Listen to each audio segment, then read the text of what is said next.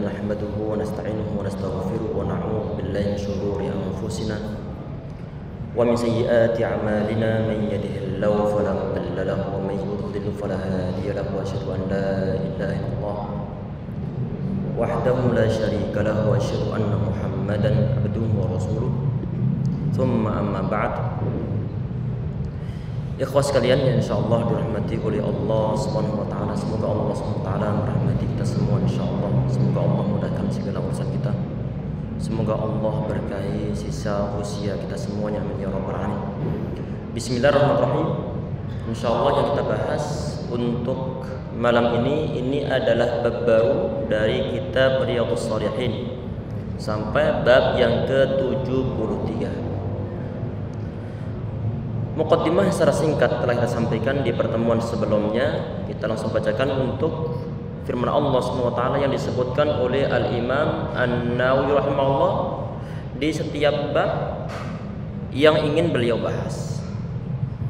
A'udzu billahi minasyaitonir rajim wa innaka la'ala khuluqin 'adzim. Dan sungguhnya engkau wahai Muhammad berada di atas akhlak yang agung. Allah Subhanahu wa taala memuji Nabi Muhammad sallallahu alaihi wasallam dengan suatu pujian. Yang muji ini bukanlah umat manusia. Yang muji adalah pencipta umat manusia, pencipta segala-galanya, yaitu Allah Subhanahu wa taala. Kalau orang dipuji oleh orang lain, oleh lain masalah alat tentunya. Kalau orang dipuji oleh orang lain, kadang-kadang pujiannya membuat seorang itu dia melayang, kadang-kadang lupa untuk turun ke bawah karena terlalu ditinggikan. Kalau yang muji itu adalah umat manusia, semacam itu sebagian di antara perasaan yang dirasakan oleh orang, apalagi ini yang memuji adalah Allah Subhanahu wa taala. Berarti ini adalah suatu hal yang sangat melebihi segala-galanya. Allah memuji seorang nabi, memuji Rasulullah SAW dengan suatu pujian, wa innaka la'ala khuluqin 'adzim. Beliau dipuji tidak karena faktor hartanya, bukan karena faktor ketampanan beliau, walaupun toh beliau sangat tampan sebagaimana digambarkan oleh para sahabat. Bukan karena kendaraannya, bukan karena rumahnya, tetapi yang dipuji adalah karena karakter, karena akhlak beliau yang sangat agung. Dan itulah kalau kita perhatikan dari beberapa kisah-kisah tentang begitu luhurnya akhlak Muhammad SAW, dan sebagainya nanti insyaallah akan dibahas di dalam hadis-hadis dalam bab ini. Kemudian di firman Allah Subhanahu wa taala berikutnya di sini Al-Imam An-Nawawi rahimahullah beliau menyebutkan firman Allah Subhanahu wa taala, wal kadhimina al-ghaidha wal 'afina an-nas, dan orang-orang yang menahan amarahnya dan memaafkan kesalahan orang lain. Ini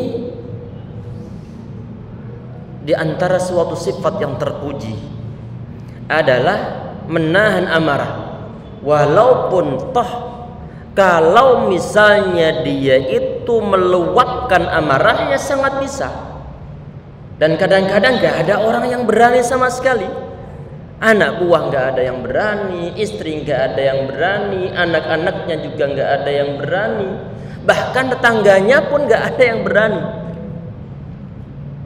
Di saat ada dimungkinkan bagi seorang dia untuk bisa meluapkan amarahnya, untuk melampiaskan amarahnya, tetapi dia ini bisa mengendalikan amarahnya,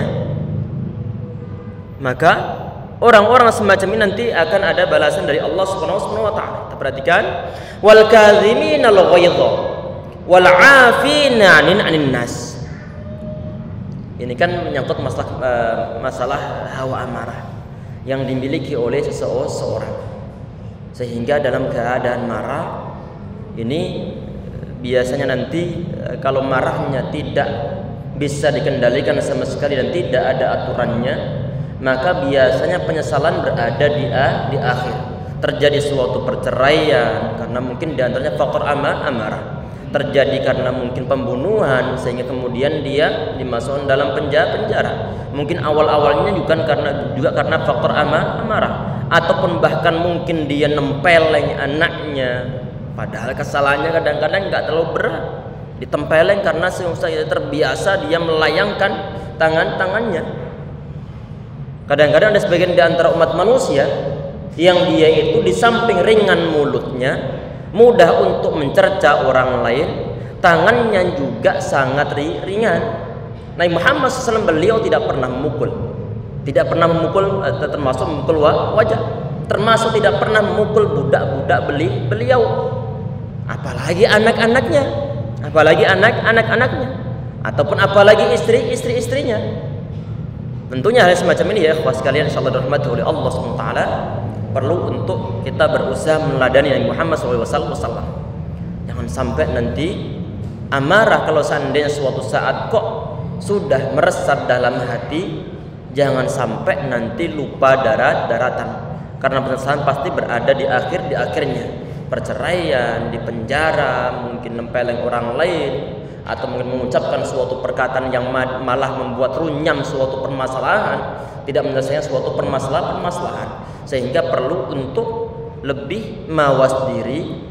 Sehingga Nabi Muhammad SAW beliau memberikan suatu ajaran, memberikan suatu wajah, memberikan suatu arahan. Kalau misalnya kita dalam kondisi berdiri kemudian marah, disuruh untuk merubah posisi, keduduk. Kalau dalam keadaan duduk disuruh untuk berbaring atau merubah posisi. Tetapi kadang-kadang kita ini di saat sudah bertengkar nih, marah, sebelumnya duduk, malah berdiri kita, malah berdiri. Sebelumnya berbaring, malah kemudian duduk. Berarti ini menyelisih apa yang disarankan Nabi Muhammad SAW. Tentunya untuk mengendalikan suatu amarah itu ada suatu hal yang sangat berat. Sehingga Nabi Muhammad SAW beliau mendefinisikan tentang asyadid, yaitu orang yang kuat itu adalah alladzi yamliku nafsahu indal ghadab, yaitu seorang yang bisa mengendalikan dirinya di saat dia marah. Yang bisa mengendalikan dirinya di saat dia marah boleh, bukan sesuatu yang dilarang. Apalagi nanti menyangkut masalah pelanggaran suatu syariah, ataupun nanti menyangkut masalah suatu syariah yang mungkin diinjak, perlu ada rasa amarah. Tetapi selain itu nanti amarah perlu untuk dikendalikan. Jadi orang yang kuat itu adalah orang yang bisa mengendalikan amarahnya. Kata Nabi Muhammad SAW dalam suatu hadis yang sahih dalam riwayat Al-Bukhari. Wal kadhimin al-ghaidha wal 'afina 'anil nas. Kemudian disebutkan wal 'afina 'anil nas. Ini artinya adalah dan memaafkan kesalahan orang lain. Ini adalah tentunya di samping tadi itu dia bisa menahan rasa amarah.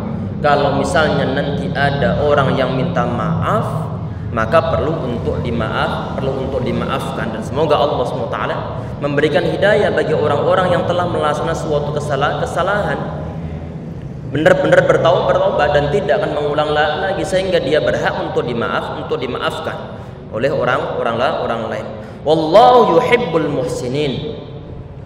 Dan Allah SWT mencintai orang-orang yang berbuat kebaikan. Ini kelanjutan ayat ataupun potongan ayat tersebut. Itulah yang dicontohkan Nabi Muhammad SAW, termasuk di antara kejadian yang sangat masyhur di saat Nabi Muhammad beliau menggunakan suatu kain yang masih baru. Tahu-tahu kemudian ada orang Badui mencekik beliau dari belakang, menarik kain beliau dari belakang. Sehingga menurut siapa perawi hadis ini, dia melihat bekas-bekas tarikan dari kainnya Nabi Muhammad SAW. Dia ngapain? Orang Badui kan mau dia sendiri. Tata kerama kurang, orang-orangnya adalah orang-orang yang kasar, orang-orangnya adalah orang-orang yang lugu, ataupun mungkin kurang dalam segi pendidikan ataupun tarbiyahnya. Sehingga kalau dia berkata kasar itu adalah hal yang wajar. Memang kadang-kadang suatu kondisi cuaca, kondisi iklim, kondisi suatu daerah mempengaruhi karakter seseorang, termasuk Arab Badui ini. Kencing di masjid Bagaimana terjadi di zaman Nabi Muhammad SAW, dimaklumi oleh Nabi Muhammad SAW. Kejadian ini pun sama, saat beliau ditarik dari belakang sehingga kainnya sampai membekas di bagian lehernya. Si Arab Badui ini nggak minta maaf, justru dia mengatakan begini, ya Muhammad. Dia langsung menyebutkan ya Muhammad, wahai Muhammad. Tidak dia berikan suatu gelar ya Rasulullah ataupun ya Nabi Allah. Kalau orang kampung saya istilahnya ini gemerang. Misalnya orang yang sepuh kemudian langsung dipanggil namanya.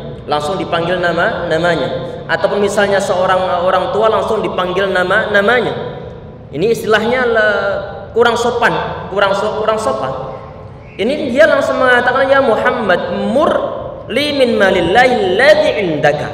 Wahai Muhammad, ente perintahkan untuk diriku agar aku mendapatkan suatu bagian dari harta benda Allah Subhanahu wa taala yang telah engkau miliki. Di sebagian riwayat orang ini mengatakan a'tini min malillahi alladhi indaka fa innaka la tu'ti min malika wala min mali abika. Ente berikan Muhammad harta benda yang Allah Subhanahu wa taala telah berikan. Harta benda Allah Subhanahu wa taala yang telah engkau bawa. Engkau enggak perlu memberikan sesuatu yang engkau miliki kepadaku ataupun harta benda yang telah dimiliki oleh orang tuamu kepadaku. Cukup yang telah diberikan oleh Allah Subhanahu wa taala yang dititipkan kepadamu diberikan kepadaku. Nabi Muhammad SAW beliau enggak marah, tapi langsung beliau tertawa. Langsung diberikan pemberian terhadap orang Badui. Ini hadis sahih. Wal 'afina 'anil nas. Beliau tidak marah, wal kadhimina al ghaidha wal 'afina 'anil nas. Menahan rasa amarah. Kalau seandainya beliau mau marah, beliau bisa marah. Tapi beliau tidak mau marah. Inilah Nabi Muhammad SAW. Kemudian langsung kita bahas hadis yang 621. An Anas radhiyallahu anhu qala, dari sahabat Anas radhiyallahu anhu, beliau berkata, kana Rasulullah sallallahu alaihi wasallam ahsanan nasi khuluqa. Nabi Muhammad SAW itu beliau adalah manusia yang paling baik akhlaknya. Ini sahabat Anas bin Malik radhiyallahu anhu. Beliau adalah termasuk di antara sahabat yang banyak bergaul dengan Nabi Muhammad SAW. Selama 10 tahun melayani Muhammad SAW.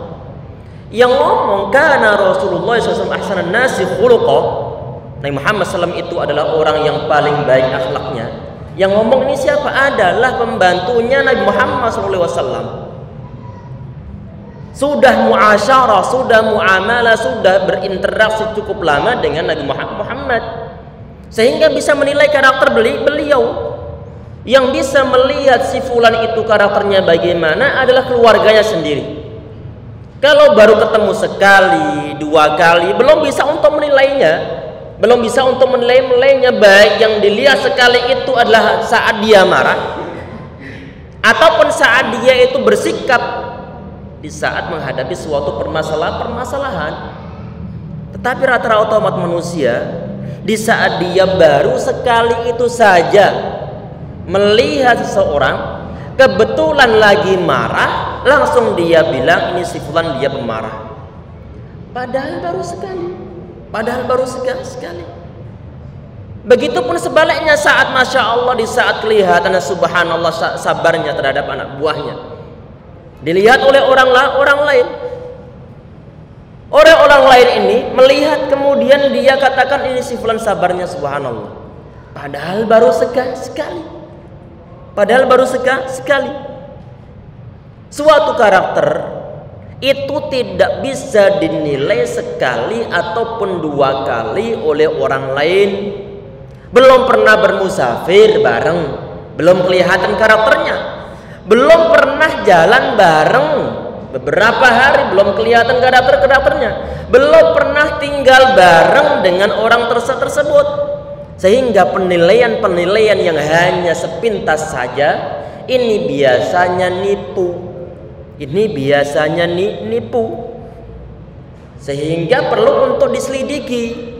apalagi biasanya ditampakkan terhadap orang-orang, kita menampakkan kepada orang lain, itu adalah untuk menjaga nama kita kadang-kadang, sehingga karakter aslinya tidak ditampakkan, tidak ditampakkan. Yang mengetahui karakter aslinya siapa? Ya keluarganya. Ya keluarganya, istrinya dia lebih tahu dari terhadap suaminya. Anaknya dia juga tahu tentang orang tuanya. Orang tua dia tahu juga tentang anaknya. Sehingga tidak bisa dibilang si fulan itu dia sabar ataukah tidak sabar. Karakternya bagaimana kalau cuman pernah dilihat sekali, kemudian dijadikan sebagai suatu hukum ataupun suatu klaim bahwa si fulan dia punya karakter yang sangat baik ataupun karakter yang sangat buruk. Sehingga ini yang semacam ini ya ikhwas sekalian, perlu untuk diperhatikan. Nabi Muhammad SAW di sini, ini beliau kana ahsanan nasi khuluqa. Beliau akhlaknya akhlak beliau sangat baik. Yang memberikan penilaian siapa? Adalah pembantu beliau. Bukan orang yang jauh, bukan orang yang jauh. Kalau akhlak yang tampak sekali dimungkinkan itu adalah hanya hasil kepura-puraan saja. Untuk jaim jaga image, untuk jaim berhubung di situ ada calon mertuanya sehingga dia sabar-sabari. Berhubung di situ ada gurunya, ada ustadznya, kemudian dia sabar-sabarin. Dan ini pun tentang penilaian para sahabat yang lain, termasuk penilaian dari istri-istri Nabi Muhammad SAW terhadap beliau. Aisyah radhiyallahu anha dalam sebuah hadis yang sahih dalam riwayat Muslim, beliau mengatakan kana khuluquhul Qur'an. Akhlaknya Nabi Muhammad SAW itu adalah Al-Quran. Artinya bagaimana kata para ulama tentang masalah akhlak Nabi Muhammad itu adalah Al-Quran? Bagaimana maksudnya? Adalah perintah-perintah, batas-batasan yang diberikan oleh Allah SWT dalam Al-Quran, baik berupa larangan, baik berupa suatu perintah, baik tentang masalah suatu anjuran, diterapkan semua oleh Nabi Muhammad SAW. Diterapkan dalam kehidupan beliau. Bukan sekedar hafal Al-Quran, bukan sekedar untuk dihafalkan tanpa untuk dipraktekkan dalam kehidupan sehari-hari. Al-Quran bukan sekedar dijadikan sebagai suatu pajangan ataupun dijadikan sebagai suatu bahan untuk mahar. Habis dijadikan sebagai mahar, kemudian ditaruh di lemari, ditaruh dalam bifet, tidak pernah dibuka-buka lagi. Jangan membaca,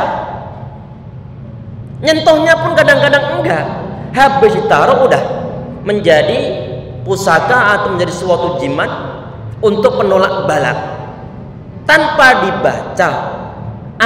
Baca aja enggak, apalagi untuk praktek isinya. Nabi Muhammad SAW kana khuluqul Quran. Akhlak Nabi Muhammad SAW itu adalah Al-Quran. Termasuk juga yang disampaikan oleh Safiyah binti Huyai radhiyallahu anha, istri Muhammad SAW. Kata beliau, "Ma ra'aitu ahsana khuluqan min Rasulillah SAW." Aku tidak pernah melihat seorang yang paling baik akhlaknya mengalahkan Nabi Muhammad SAW. Ini penilaian istri beliau sendiri. Penilaian istri beliau sendiri. Sehingga kalau orang-orang terdekat Nabi Muhammad SAW memuji-muji beliau, para sahabat tentunya juga muji-muji beliau.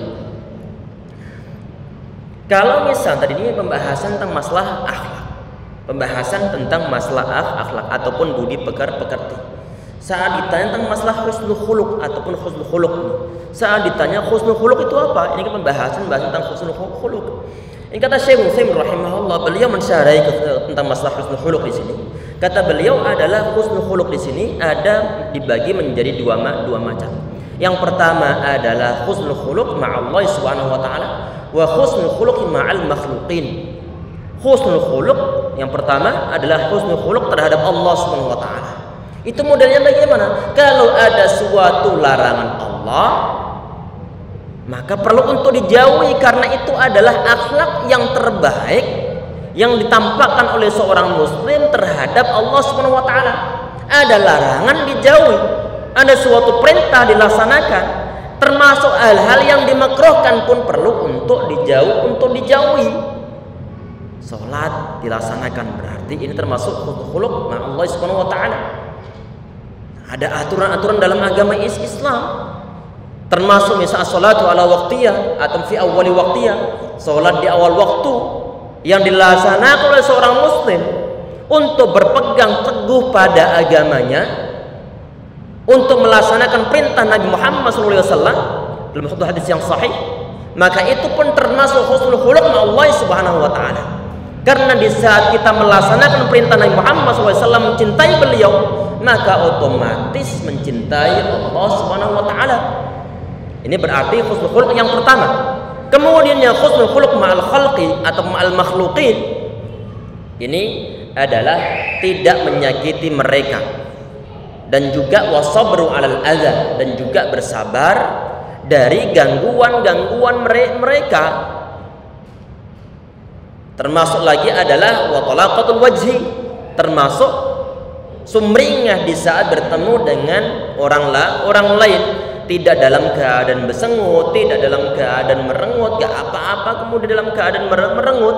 Kalau orang kita melihat orang dalam keadaan merengut, dalam keadaan tidak enak wajahnya untuk dipandang, kadang-kadang pengaruh juga ke dalam hati kita.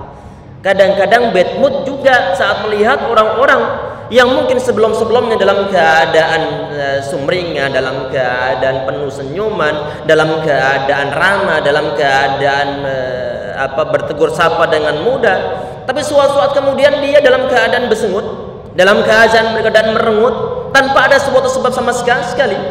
Sehingga hal yang semacam ini ya ikhwas sekalian perlu untuk diperbaiki.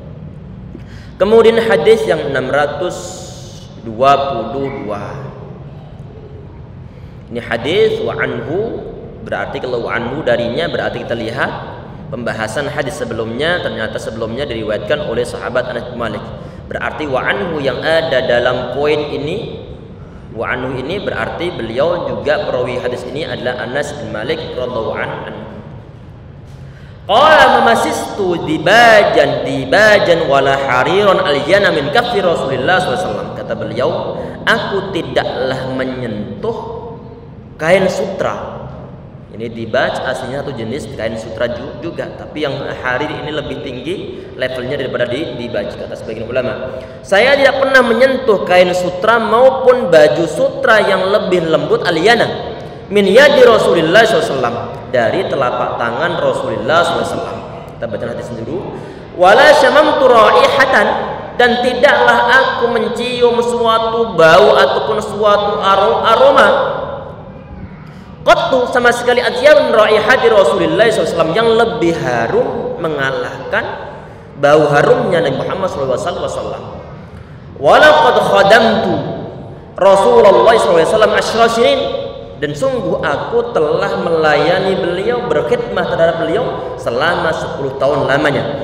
Fama qala liqattu uffin, sama sekali beliau tidak pernah mengucapkan kata-kata uff, kata-kata hardikan, kata-kata murah, kata-kata mungkin berupa istilahnya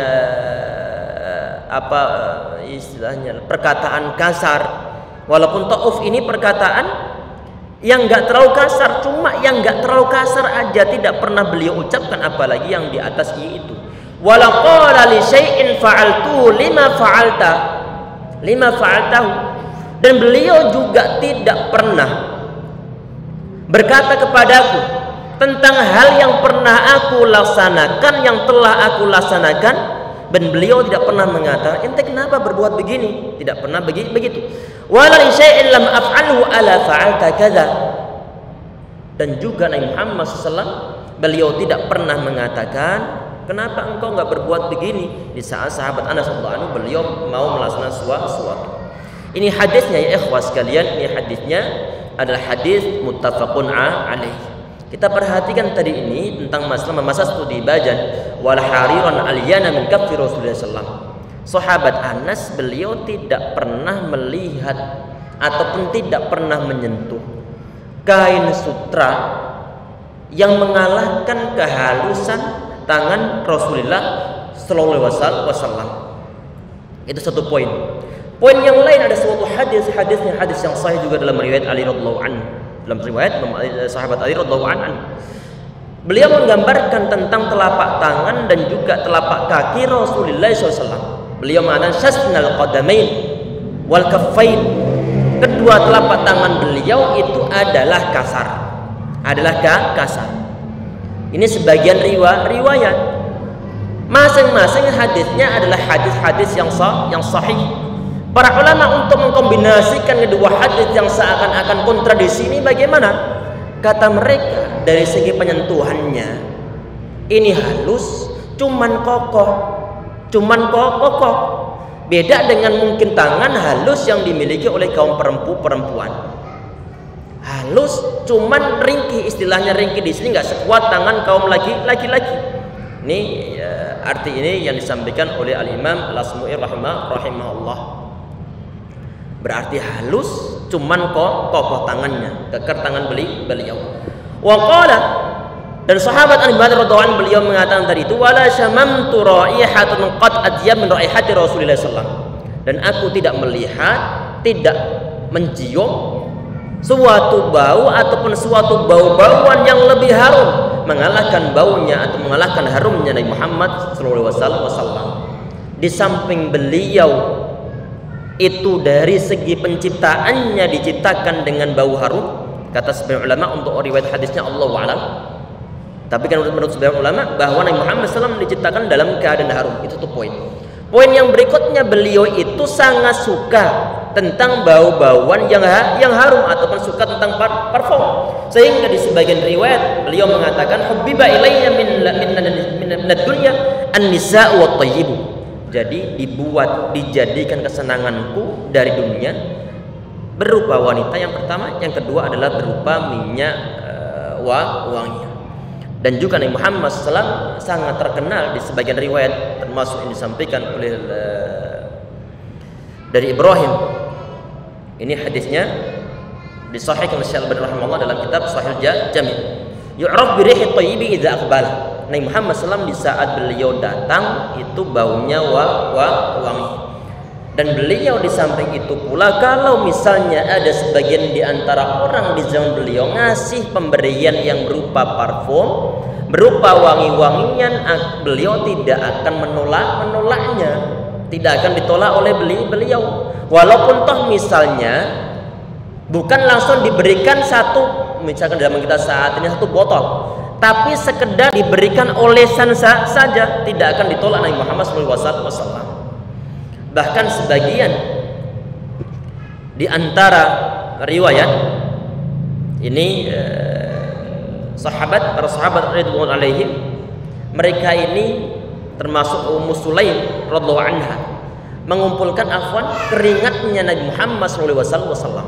Ini hadis-hadis sahih dalam riwayat Al-Bukhari. Dikumpulkan, saat ditanya man tasma'in, ente ngapain?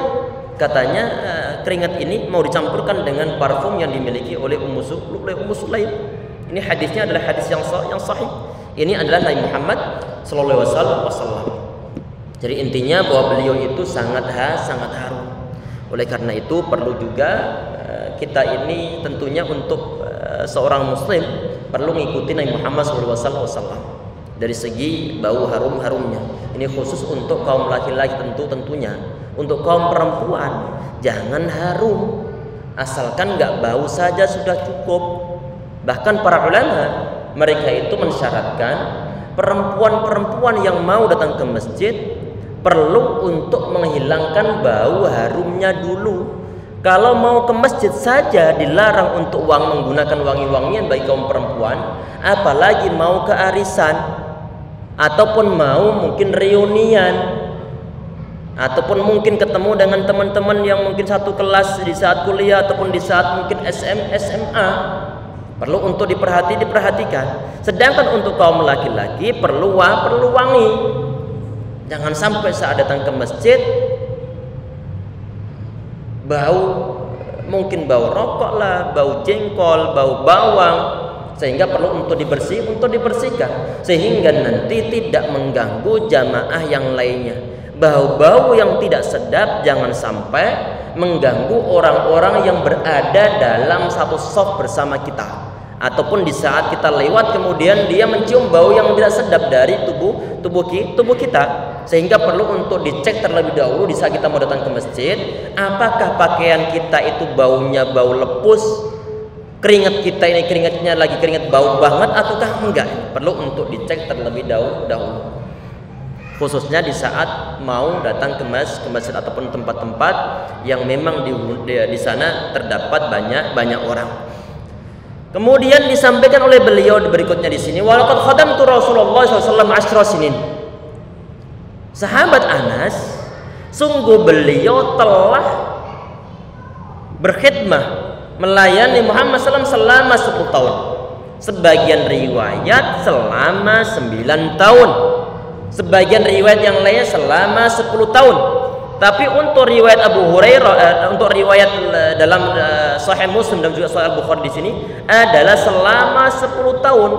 Kalau selama 10 tahun berarti di saat Nabi Muhammad SAW beliau berhijrah. Di sebagian riwayat Nabi Muhammad SAW beliau nggak punya pembantu saat awal-awal hijrah, sehingga kemudian beliau ditawari oleh Abu Talha, oleh ayah dari sahabat Anas bin Malik. Ada sebagian di antara riwayat yang nawarin itu adalah ibundanya Anas bin Malik yang bernama Ummu Sulaim radhiyallahu anha. Ditawari bagaimana? Ya Rasulullah, hada Anas jaa ilaika liyakhdumak. Ya Rasulullah, ini Anas bin Malik datang kepadamu, dia bisa berkhidmah, bisa melayani antum. Kalau Nabi Muhammad SAW kan beliau berdakwah di Makkah kan selama 13 tahun. Kemudian saat berada di Madinah beliau selama 10 tahun. Berarti sahabat Anas bin Malik radhiyallahu anhu beliau berkhidmah kepada Nabi Muhammad SAW semenjak Nabi Muhammad beliau berhijrah. Awal datang berhijrah, yang berkhidmah terhadap beliau adalah sahabat Anas ibn Malik radhiyallahu anhu. Selama 10 tahun. Kita perhatikan di sini ya ikhwah sekalian. 10 tahun termasuk masa yang sangat panjang. Berkhidmah berarti cukup betah bersama Nabi Muhammad SAW. Betahnya seorang di saat dia melayani tuannya, melayani atasannya, menunjukkan bahwa atasan tersebut akhlaknya sangat bagus, nggak diragukan lagi.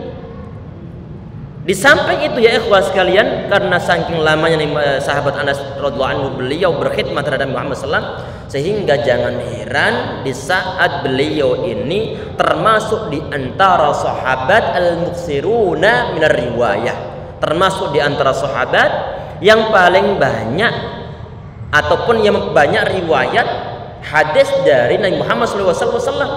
Kata para ulama, wal muksiruna fi riwayatil athar Abu Hurairah yali Ibnu Umar, Anas wal Habib al-Khudri wa Jabir wa zaujatun Nabi. Para sahabat yang banyak meriwayatkan suatu hadis dari Nabi Muhammad SAW itu yang pertama adalah sahabat Abu Hurairah. Yang kedua adalah sahabat Abdullah bin Umar bin Khattab radhiyallahu anhu. Yang ketiga adalah sahabat Anas bin Malik radhiyallahu anhu. 2286 hadis, menempati level yang ketiga. Dikalahkan oleh sahabat Abu Hurairah, dikalahkan oleh sahabat Ibnu Umar Ibnu Khattab radhiyallahu anhu. Intinya di sini bahwa sahabat Abu Hurairah radhiyallahu anhu ini beliau cukup lama membersamai Nabi Muhammad SAW fil hadari was safari.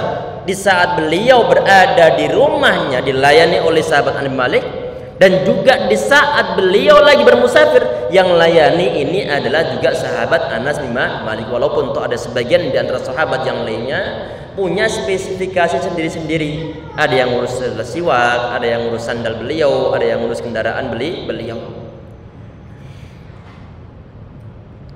Kemudian di poin berikutnya, kata sahabat Anas bin Malik radhiyallahu anhu tadi ini beliau mengatakan, "Fama qala liqattu uffin." Kata beliau bahwa Nabi Muhammad SAW ini beliau belum pernah mengatakan perkataan uff ataupun hus atau mungkin hardikan, belum pernah sama sekali. Tidak pernah sama sekali. Padahal 10 tahun lamanya. 10 tahun lamanya. Kalau kita punya pembantu, punya asisten, bisa dihitung nih. Satu hari saja, berapa kali saja kita menghardik ataupun mungkin memarahi pembantu kita ataupun asisten kita. Bisa dihitung, bisa dihitung.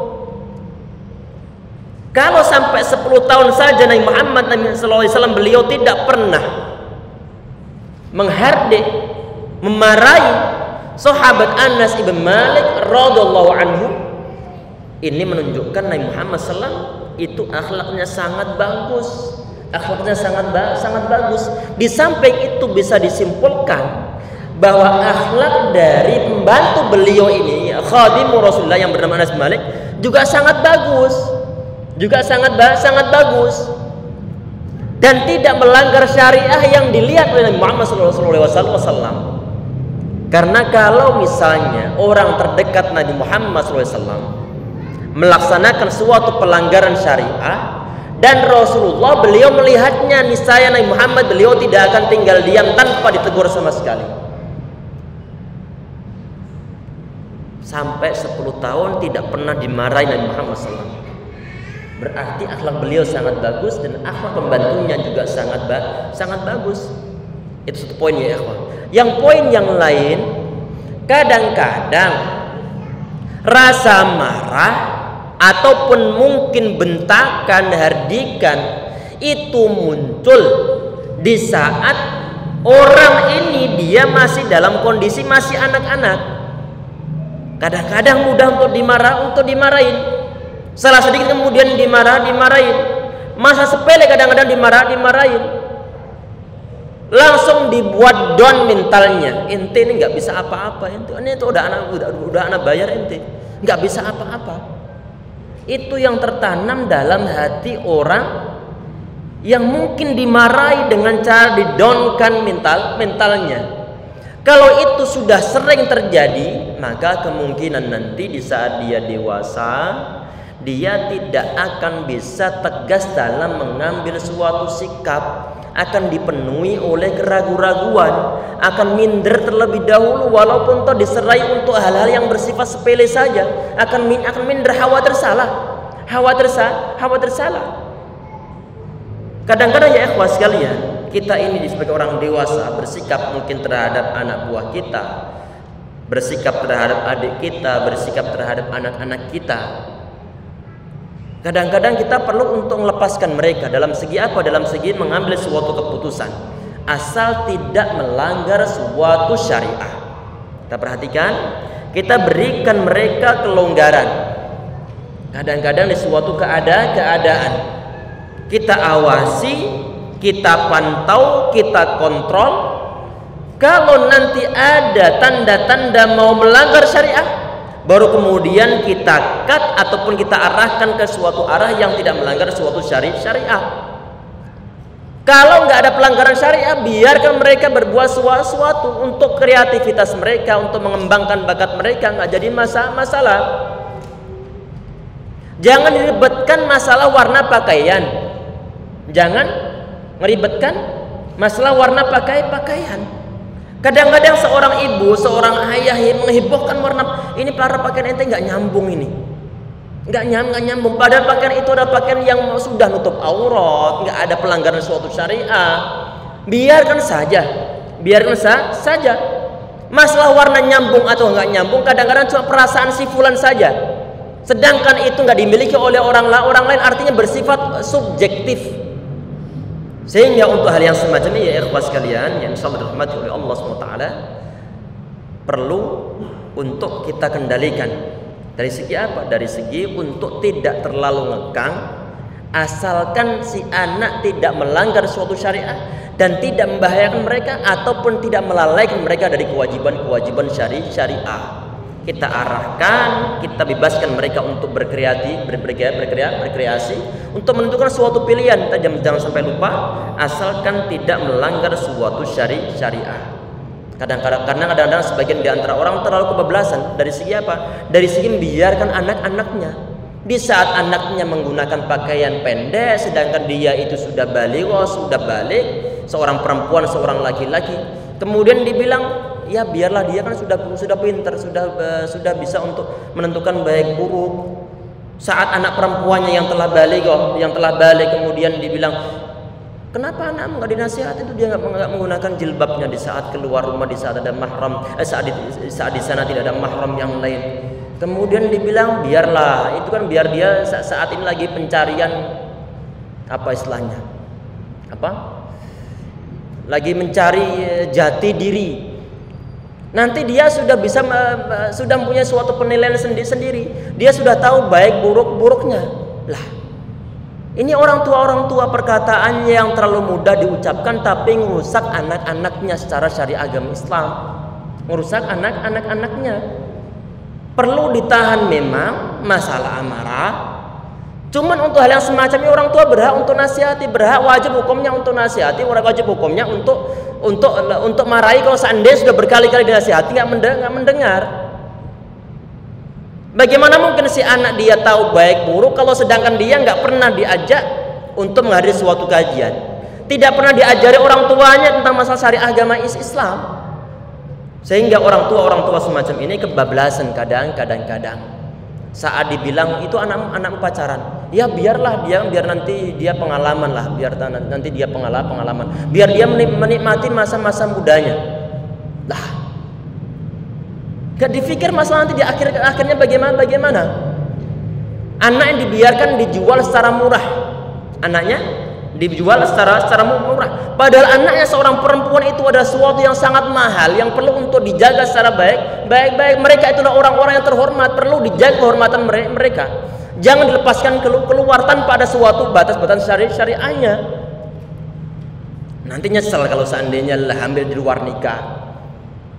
Karena aneh model-model begini. Semoga Allah SWT memberikan hidayah kepada kita semua yang kadang-kadang terlalu bebas dalam membiarkan anak-anak kita tanpa ada suatu pengawasan. Tayyib. Kita kembali ke pembahasan ya ikhwas sekalian. Tadi ini Nabi Muhammad SAW disampaikan oleh sahabat Anas bin Malik yang berkhidmah kepada Nabi Muhammad selama 10 tahun tidak pernah diomeli oleh Nabi Muhammad SAW.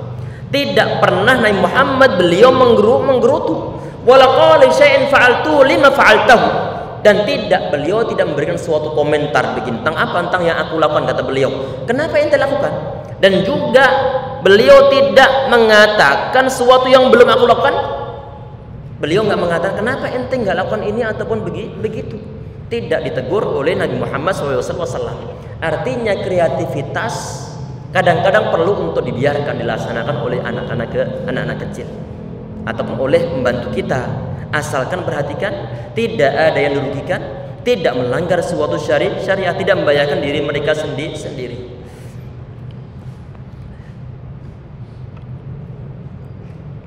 Kemudian ada sebagian di antara riwayat ya ikhwas sekalian, hadisnya hadis yang sahih juga terdapat dalam Sahih Muslim. Kata sahabat Anas bin Malik radhiyallahu anhu, suatu saat masih kecil saat sudah berkhidmat kepada Muhammad SAW, cuma sahabat Anas belum dewasa. Suatu saat sahabat Anas beliau diutus Nabi Muhammad SAW untuk pergi ke suatu tempat karena suatu urusan. Sahabat Anas beliau mengatakan, Allah la adhab, demi Allah ana nggak akan pergi.